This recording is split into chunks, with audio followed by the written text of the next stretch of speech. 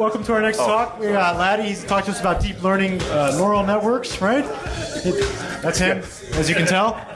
We got a crowded room. Any seats next to anybody? Any open seats? We got one open seat right here, looks like. Okay, well, better come back quick. All right. A couple things. If you have cell phones, please do not use them in here. We are streaming live. Hopefully we'll have time for questions. Luckily, he is leading in the lunch, so he can give his talk and have some time for questions after that. And we got to thank our sponsors real quick. We have Versprite, Protivity, Tenable, Amazon, Source of Knowledge. Without all their help, we couldn't put this together, or the help of the volunteers. All right, and without that, let's go.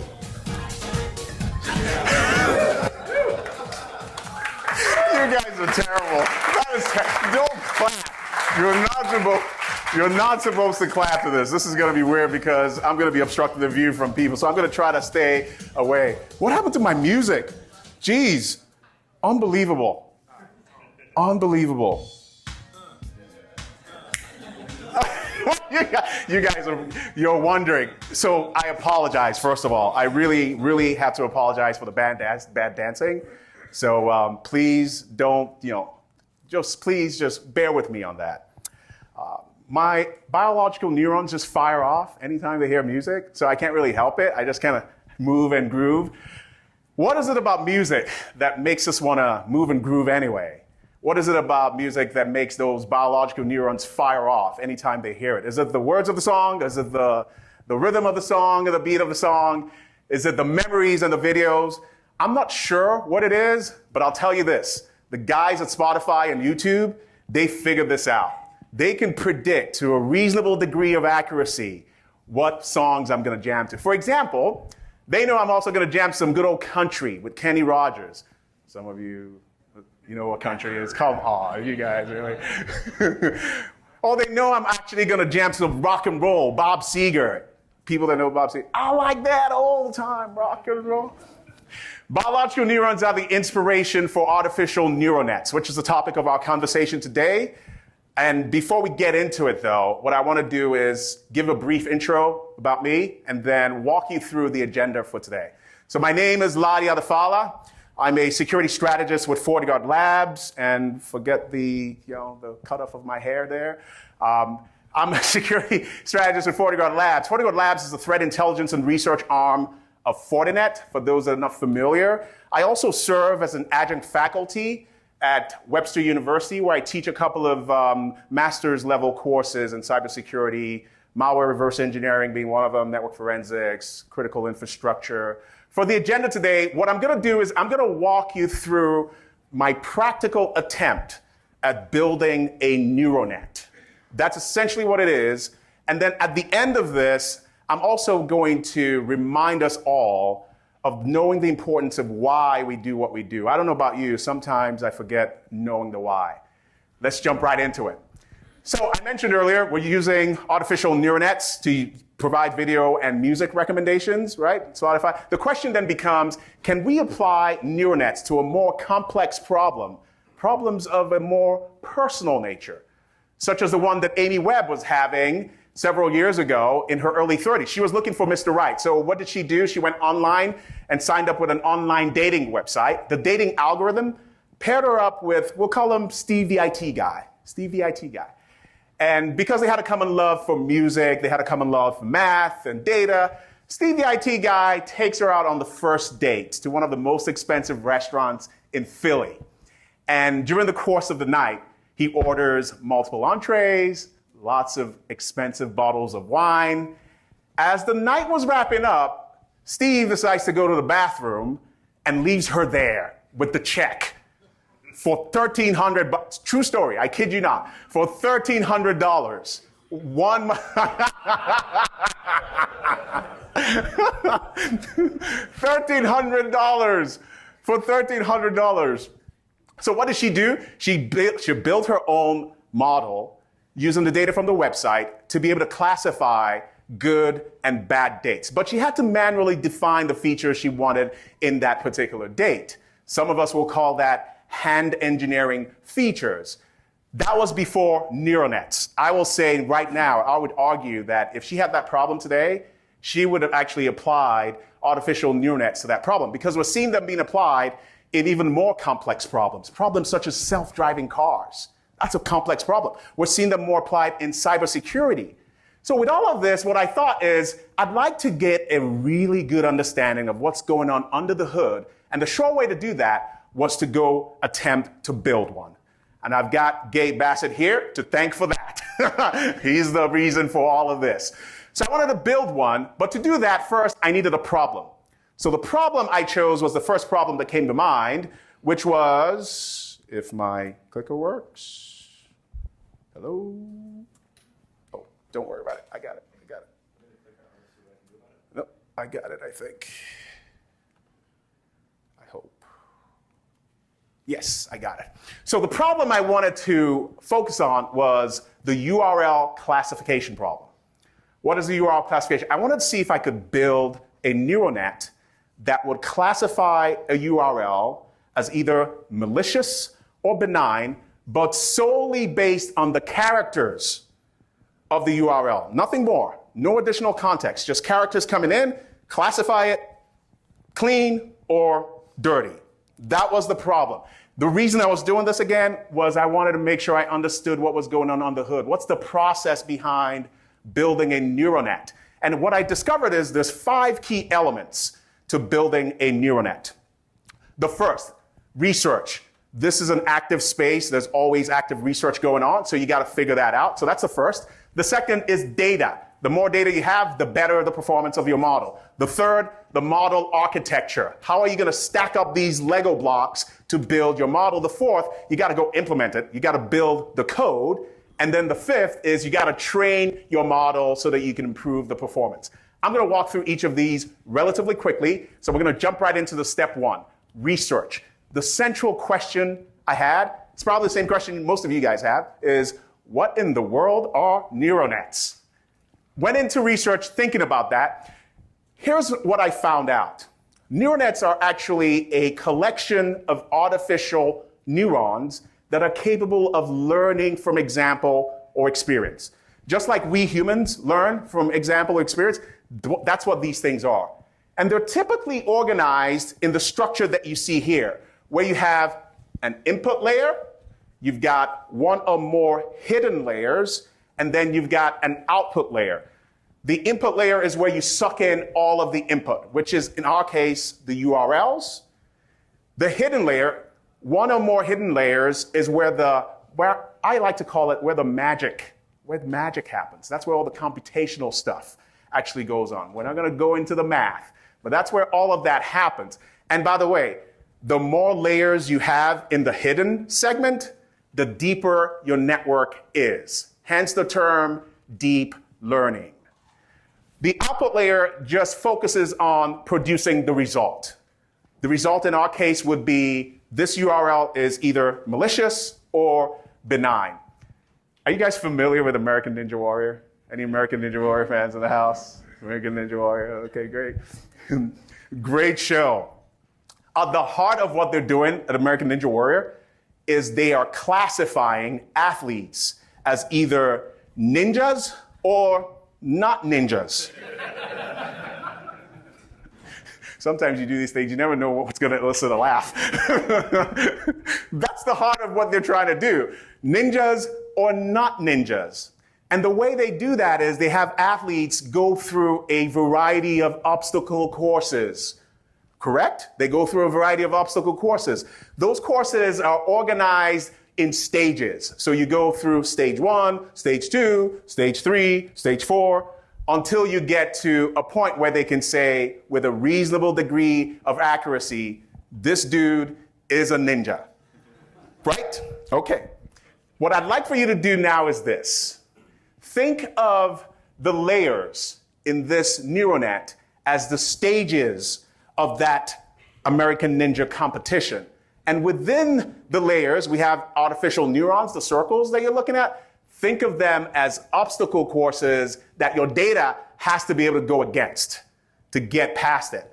And oh, by the way, as that data is moving from one layer to the next, it's asking the question, am I pretty sure that this is malicious or not? Maybe I am, maybe I'm not, but I want to be more sure, or surer, if that's a term, Then I move it to the next layer, and it keeps going on that way. Speaking of American Ninja Warrior, here is a picture of Isaac Caldero, if my Mac would only stop coming up with alerts. Here's a picture of Isaac Caldero. He actually won American Ninja 2015. Phenomenal story. If you guys haven't heard about the story of this guy, he was a busboy, then became one of the best climbers in the world, and then went on to win American Ninja Warrior. What you're seeing him here is he's on one of those obstacle courses that I said. This one's called the body prop. The body prop requires a lot of core strength, as you can probably imagine. I couldn't do this. I don't know about you guys. But to give you a better sense of some of these obstacles, I'm going to play a short clip so you guys can see what goes on with American Ninja Warrior. Obstacles added for season 7, and their impact was felt right away by our first runner of the year. Oh, he's stuck on a silk mat. Two-time Vegas veteran and fan favorite Kyle Cochran. Oh my goodness! I'm speechless, Akbar. By the end of the Venice qualifying, the mini silk slider had claimed a record 40 victims. Oh! The one that shot me was a guy that I expected to go far this season, the Adonis, Rob Malosky. He almost had it. I can't believe I missed that. Just a week later, we set a new record when 51 competitors succumbed to the tilting slider. But it wasn't just the new obstacles that caused problems. We made minor alterations. After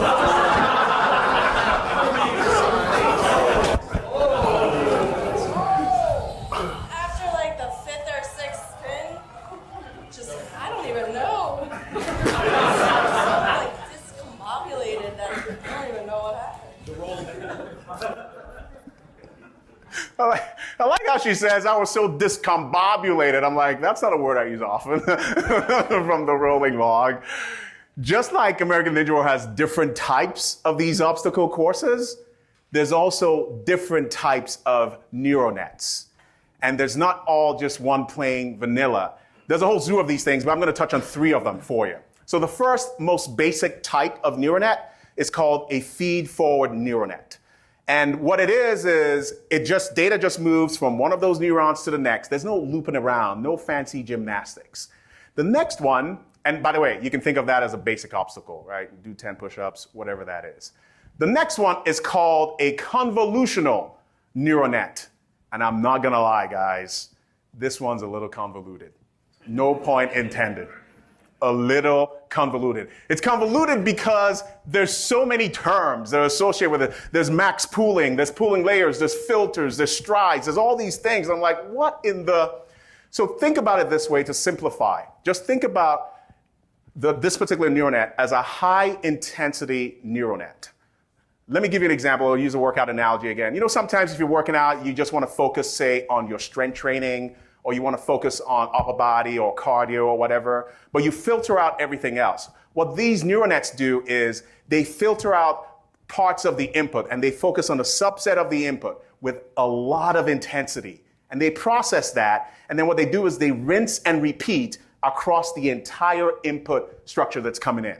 That's essentially what they do. They're very common in image processing. You will see these a lot when you run into, if you're trying to classify images, like the fancy cat or the talking dog or whatever, you will see that a lot. Now I'm going to talk about the third one, the recurrent neural net, RNNs, also known as long short-term memory cells, LSTMs. Again, slow down, big words. Let's boil it down. Simplify. Think of these neural nets as ones that have the capability to remember and to forget, just like a human does. It's got the capability to remember and to forget. This is going to be very important moving into the next couple of presentation slides I've got for you. And essentially what you're looking for, again, in this is you want to make sure that you have the capability to remember past input and how that performed moving into the next one. At this point, I figured step 1 of 5, correct? We had research, we had data, we were going to build a model architecture, we're actually going to implement our model architecture, and we're going to train the model. 5 steps. We're step 1 of 5. We go to step 2, data. here's what you're looking at from a sample data perspective. So a couple of things I want to share with you around data. The more data you have, I already said that, the better your model is going to perform. In this URL classification problem that I was building, I didn't know this until I started building it, of course. You have to combine both the malicious and the clean data into one data set file. And you have to label them as such. So what you're seeing here, if you can see the structure of this, is you can see where my URLs, right, and the IDs that I have from an index perspective. The URL, the top half, where you see the 1, those are my malicious. So I designated a label of 1 for my malicious URLs. And then the bottom half is where the designation 0 for my clean URLs. The sources are there. We don't have time to get into the sources, but yeah, fish tank is a good source, common crawl for clean, and you can get that data. So that's the first thing. The other crucial thing you got to remember, you have to designate parts of your data set as training and parts of it as validation. In my case, I designated a 75%, 25% split. I'll explain the relevance of that when we get into the training model. Here, I ran into a problem, right? One of the reasons we wanted to do this was to share with you some of the problems and some of the pain I went through so you don't have to go through it. One of the problems I ran into was when I was doing the data wrangling is I use pandas. Are you guys familiar with pandas on the Python guy? Yeah, great, awesome. Swiss Army knife for data preprocessing. Love it, love it, love it. But here it came up with a problem around my field. So I'd actually jammed in multiple fields in there and it actually pointed me to that. So once I went back and fixed it, it was all good. I'm like, step 2, yay, right? We got step 2 of 5. This is how I was feeling. I was like on top of the world. Here's the problem. Anytime you start feeling like this when you're just in step 2 of 5, you know there's just something waiting in the wings, just waiting to bite you. You just know. I mean, from experience, you just know. Model architecture, step 3 of 5. Here's the model architecture for the neural net that I actually built. I'm going to walk you guys through it. First layer, input layer, right? Everybody check, right? We understand what input layer is. It sucks in all the input, in our case, URLs. The next segment, I wanted to have 2 layers in my hidden layer. That's where all the magic happens. And what I decided to do is I wanted to use the filter. Remember the high intensity neural net that I described earlier? I wanted to use that because I wanted to see if there would be patterns in the characters of the URL that would actually show up. So I needed some high intensity filtering for that. And then the next thing I wanted to do from an overall memory perspective, I wanted to be able to remember some of the URLs. Because you guys know how it is with URLs. Sometimes they're active, they're malicious, and then 48 hours later, they're clean. The bad guys have dumped them and they're not using them anymore. So I wanted that capability. The last layer was the output layer. Just what's the function of the output layer? It classifies it as either 1 or 0, meaning bad or good. This was what I was dealing with. The problem with this is for a first timer, this is just not what you want. Because, you know why? I didn't have a clue about how I was going to implement the stuff. I had no clue how I was actually going to write the code. So what I ended up doing was, this is how I felt, by the way. It was like I really needed some help from an overall perspective. So what I ended up doing was I came across a couple of research folks that had done work on sentiment analysis. So what does sentiment analysis do? It's got a body of text, and what you're trying to do is you're trying to classify if this is a good review or if this is a bad review. And I thought, this is what I'm trying to do here as well. The only difference is, instead of words, I'm dealing with characters. So here, I wanted to classify my characters, a bunch of characters, as either good or bad. So what I ended up, these guys found they had a model similar to my architecture. And the beauty of it is they had starter code that was unbelievable. So I was able to overcome that. I don't know how I'm going to implement this by modeling Zhang and LeCun. You can see them, and another guy called Verfas. Incredible research. So once I got past that, here's what I ended up doing from a code stack perspective. So here's what the code stack actually looks like. We don't have time to go into too much of the detail, but I do want to say it was fundamentally Python-based. TensorFlow, oh, so good. The best thing in the world. I'm so glad I got introduced to that. Thanks to Gabe again for that. TensorFlow is Google's machine learning, deep learning library, and it's available. You just import it into Python. It works wonders. If there's something you're trying to accomplish in pure Python, TensorFlow will probably do, if let's say it's 100 lines, in TensorFlow will do it in probably like half the code. And then on top of that, I discovered another wonderful, wonderful library called Keras. Keras will allow you to do, if do stuff in TensorFlow is half the time, you can do it in a single line of code in Keras. Here's an example of one of the code snippets from my actual neural net. You can't read the details there, but essentially it's just one line of code that defines that convoluted or convolutional neural net. That's just one line of code. So we're at step 4 or 5. I was like, this is awesome, right? Step 4 or 5. You guys are going on with me. Now I move to step 5. This is where the abject failure or mad success that we put into the abstract comes in. This is the training process. What is training? Training is a process that you use to improve the learning of your model. As you learn through a number of iterations and steps, the model should improve. So that's all you're doing with training. Now remember what I said about data? I said you got to designate your data as what? Training and validation. This is where you use the training and validation designation. Because in the training process, the model will take that training data and it will try to adjust the scores and the weights so that you can learn. You can learn better. And so the more you learn, the better it is. And what you want to see, the goal is to make sure your training accuracy goes steadily up. As you learn more, you become better at predicting and classifying these URLs. You also want to see the training loss, which is the errors that you get from your model. You want to see that go steadily down as you go through this process. If your training and validation phases are good, then you can move into the test phase. The test phase, all it means is you can suck in a brand new URL or a set of URLs that the model has never seen before.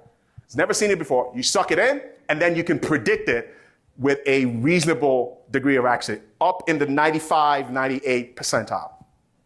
What do you guys think we came up with? Abject failure or mad success?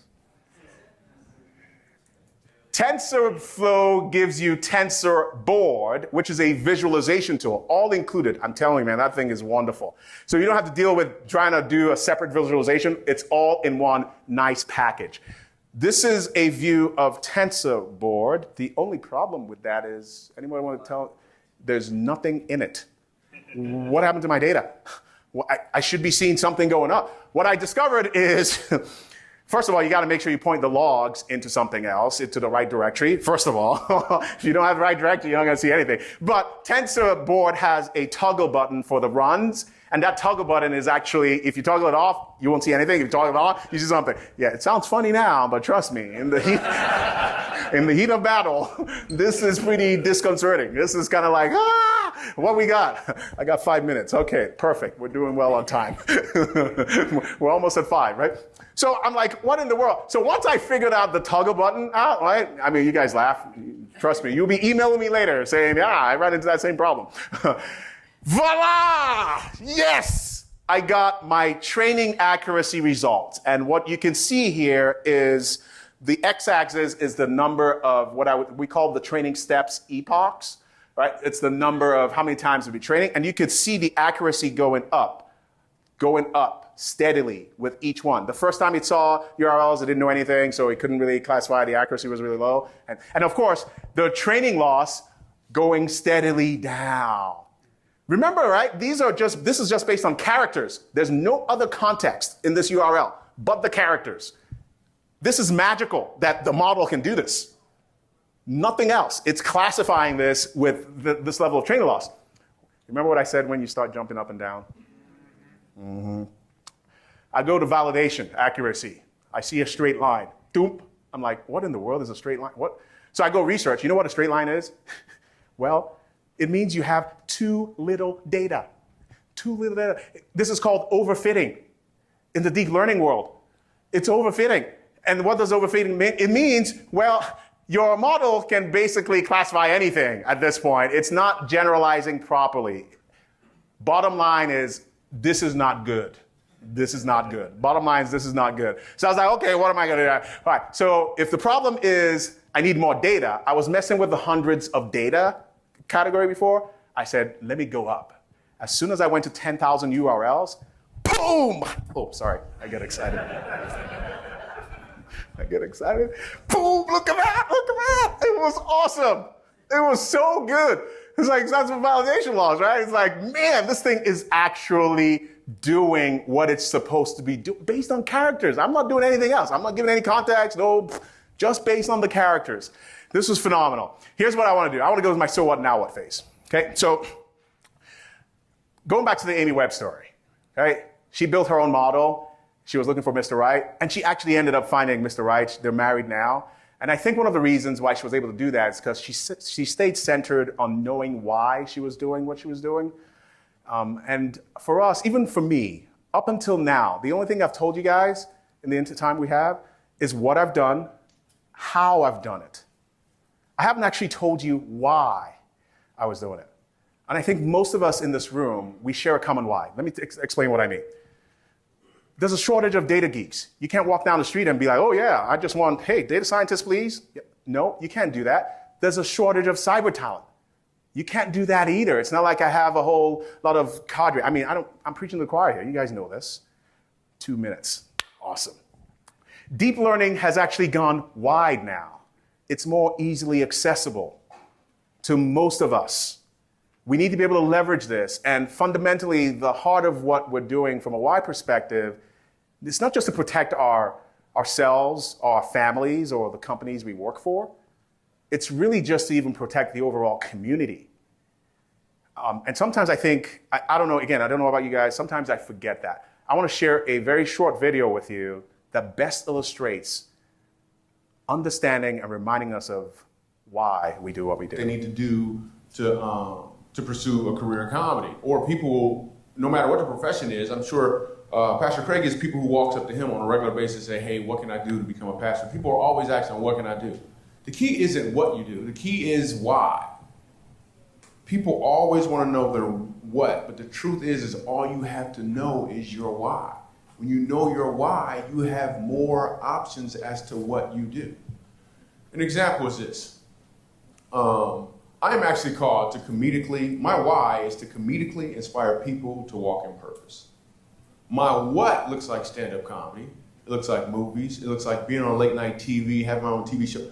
I have a lot of options for what, but my why never changes. And when you understand, clearly, when you understand your why, your what has more impact. I have an example. One of my whats that I'm currently doing is I have a web series out called Michael Jr. Break Time. It's on YouTube. We throw them out on Wednesdays. And basically what Break Time is, it's one of my live stand-up comedy performances. Whenever I'm doing a concert anywhere in the country, in the middle of my show, I will stop doing what I'm doing and just talk to audience members. And comedy just kind of happens. Well, we're in Winston-Salem. I'm about to show you a clip. We're in Winston-Salem, and this guy, I talked to him, and he said he's a teacher. And it's break time, we're sitting down. He said he was a teacher, and he teaches music. And I was like, well, can you sing? And check out what happens. So you're a musical director. Cool. Yes, sir. All right, so let me get a couple bars of like Amazing Grace. Can you do the first part of that? Go ahead. Amazing grace, how sweet the sound that saved a wretch like me. Wow. That bro could sing. You know what I'm saying? All right. Now, what you give me the version is if your uncle just got out of jail, you got shot in the back when you was a kid. I'm just saying, let me see the hood version real quick, if you know what version I'm talking about, just see if that exists. Let me see what you got.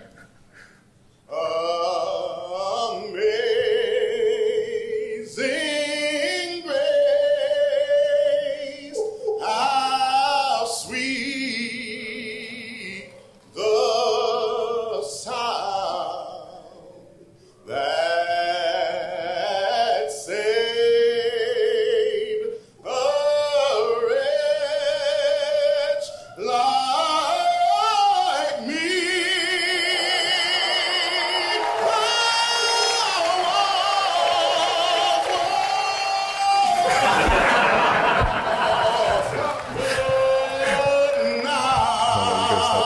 something now. We gotta finish.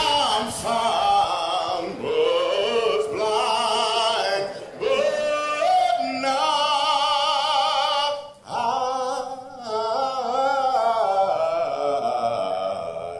I see.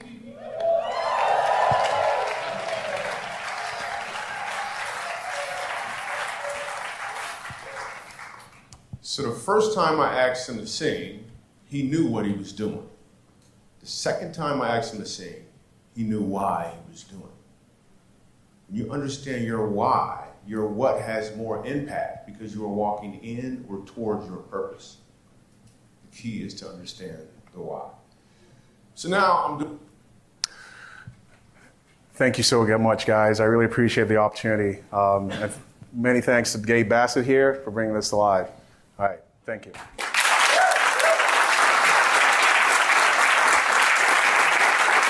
So here's the fun part, though. Do we have time for questions if it's just a lunch thing? No one's coming to use the room? Because this is the fun part for me, because now I can really interact with you guys and answer. Anyone who wants to take the stage? Can you sing? Can I sing? What are you trying to do? You're trying to see the dancing? No, I try to sing. I actually sing at church. Yeah, if you guys want to ask questions, because I went through that relatively quickly, man. No questions? I mean, you guys suck. What is up with you guys? No questions? All right, we got one. All right, let's talk. Let's get a question. I'm like, what in the world? I mean, this is the fun part for me, man. Jeez. Yes. I'm just curious about hardware. Did you have to use CUDA cores? Was there proprietary technology involved? GPU, CPU? Excellent question. You see, these are things I couldn't cover in the talk. What hardware did I use? It was important for me to use my personal computer. So what I did was my CPU on my Mac is what I used for this work. No GPUs, no TPUs, none of that stuff. TPUs are the new ones from Google, if you guys are not familiar. They're called tensor processing units, unlike GPUs. And they're optimized. TPUs are actually optimized for neural nets and all. Didn't use any of that. This Mac, I got it, the whole thing on there. So great. And I couldn't talk about all that because I only had 25 minutes. Awesome. Thank you for asking that question. Yes, more questions. Oh, sorry. Yeah. Neural networks are like inherently bad at learning strings. Did you do any type of pre-processing, or did you use like pre-built functions for processing the strings before you put in? Okay, so let me repeat the question because I think this is a crucial question that you're asking. So your question is neural nets. Statement first. Neural nets are incredibly bad at processing string input. Strings, right? Strings. Okay. And so then the question is, did I do a lot of pre-processing to organize my string? The simple answer to that is yes. So remember my step 2 of the whole thing where I said data processing or data pre-processing and data wrangling? Yes, I did. But it wasn't as complicated as you would think because between what I had in TensorFlow and Pandas, it just solved all of those problems, go away. They just disappear. The libraries in there they just did. They really did. I was thinking I had to do like UTF stuff and I'd have to be able to figure out what because within URLs you may have, %20 and none of that stuff. It took care of everything, at least in my model. Okay, did that answer your question? Thank you. Yeah, I have a quick question. Have you published any of this online, or have you done any, published any of the research online that you've done? And I know someone's going to ask me about that. We even talked about it. Someone's going to ask me about that. Where's the code? Where's the blah? I have not. I am debating. Well, it was going to depend on how this went. If people wanted to hear about it then, there's no point in me posting stuff people don't want to hear about. So maybe I'll consider it now. Are you saying this will be of value if I actually have some?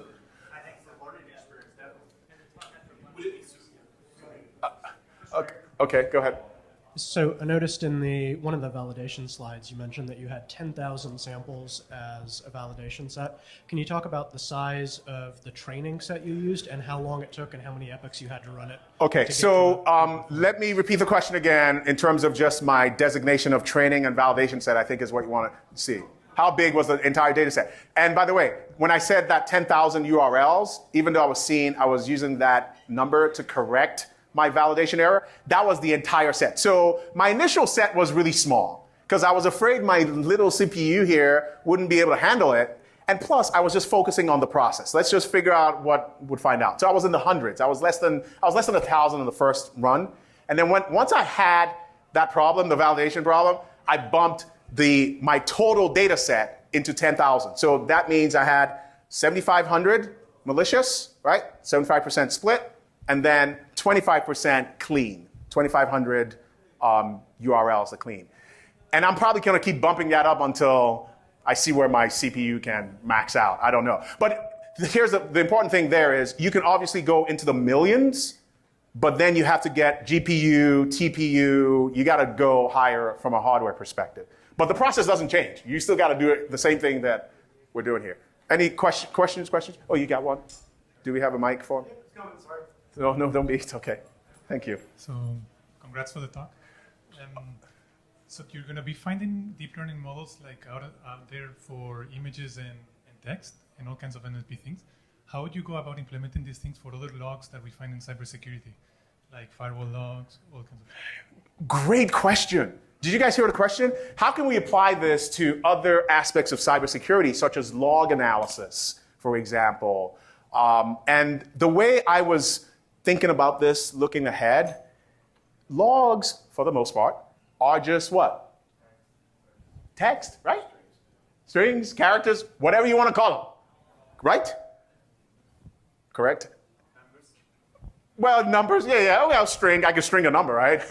I can string a number. But my point is, if this worked, let's see how we can apply it to log analysis. And oh, by the way, you know where I was talking about memory, having that memory capability, right? Guess what? It's going to be very crucial from a log perspective, because if there's a log at time t that said x, at time t plus 4, that's correlated with that log, you need kind of that memory to be able to say, okay, I saw the same thing or something similar that happened a while ago, so I'm going to use that input as part of my classification. So I haven't done that yet, but I figured if we can at least start here, right, baby steps, then we could start, building towards that. That's going to be your submission for next year. For next year, is like that would be awesome for next year. At least trying it out and see what happens. I don't think it's a bad thing. One more question, if that's all right with the chair. You guys all right? One more, question. I'm good. Looking forward at where the future of this work goes to, does it ever kind of scare you what it could potentially do at some point?